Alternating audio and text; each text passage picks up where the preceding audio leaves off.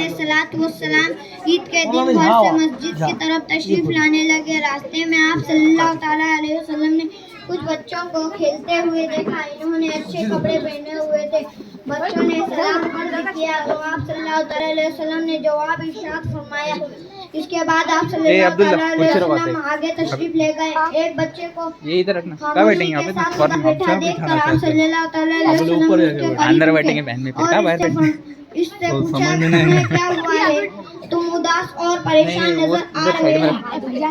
तो बच्चे ने रोकर कहा, ए अल्लाह के नबी सल्लल्लाहु अलैहि वसल्लम मैं यतीम हूं, मेरे सर पर बाप का साया नहीं जो मेरे लिए कपड़े ला देता।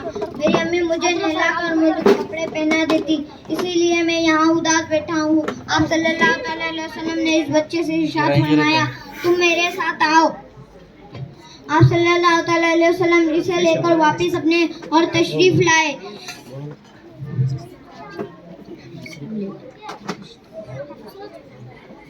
यार वो लिखने को लाया हुआ था मौलाना का है वो क्या? और सैयदा आसिया से फरमाया, मेरा इन्होंने अर्ज किया, लब्बैक या रसूलल्लाह सल्लल्लाहु ताला अलैहि वसल्लम। आप सल्लल्लाहु ताला अलैहि वसल्लम ने इरशाद फरमाया, इसे नहला दो। चुनाचा इसे नहला दिया गया। इसके बाद नबी करीम सल्लल्लाहु अलैहि वसल्लम ने अपनी चादर के दो टुकड़े किए। एक कपड़े का एक लड़ा इसे पैबंद की तरह बांध दिया, दूसरा इसके बदन पर लपेट दिया। फिर इसके सर पर तेल लगाकर कंघी की गई, हत्ता कि जब वो बच्चा तैयार हो गया और नबी अलैहिस्सलातु वस्सलाम के साथ चलने लगा तो नबी अलैहिस्सलातु वस्सलाम नीचे बैठ गए और इस बच्चे से फरमाया, आज तुम पैदल चलकर मस्जिद नहीं जाओगे बल्कि मेरे नबूवत वाले कंधों पर सवार होकर जाओगे। नबी अलैहिस्सलातु वस्सलाम ने इस बच्चे को अपने कंधों पर सवार लिया। वो इसी हालत में इसी गली में जहाँ वो बच्चे खेल रहे थे वहाँ तशरीफ लाए और इस बच्चे से नहीं